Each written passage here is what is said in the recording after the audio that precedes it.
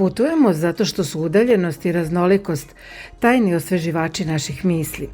Kada se vratimo svom kraju, on je na izgled i dalje isti, ali se posle putovanja uvek promeni bar delić našeg uma. Najlepša putovanja ponekad počinju baš u turističkim agencijama, a jedna kraljevačka danas je, u želji da se još više približi svojim putnicima, otvorila novu poslovnicu. Tomaš Tours je danas, kao kuća za putovanja, zadao zadatak kolegama iz svoje branše, otvaranjem vrata svog novog prostora u Kraljevačkoj pešačkoj zoni u srcu grada, na adresi Omladinska 77.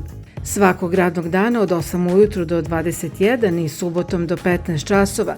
Tamo će vas sa osmehom dočekati zaposleni u divnim uniformama, sa osmehom na licu i rešenošću da dobijete baš ono što ste poželeli. Mi smo jedan mlad kolektiv, da kažem, zajedno smo nekih par godina, ali jako lepo funkcionišemo.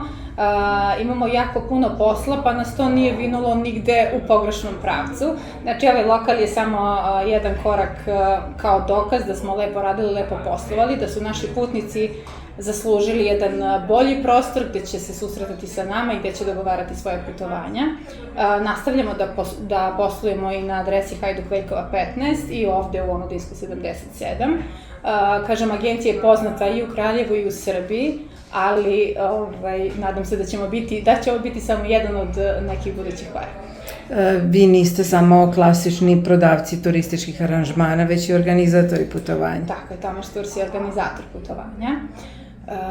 To znači da mi u svom zakupu imamo smeštajne kapacitete u Grčkoj, u Crnoj Gori, na Ohridu, radimo to kao naš jedan pečat, to letovanje na Ohridu.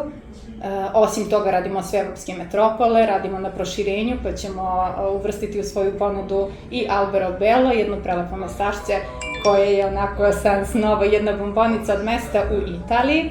I bit će tu naravno još puno drugih putovanja, tako da naši putnici mogu svašta lepo da očekuju. Putovanja, kažu, često nisu stvar novca, već hrabrosti.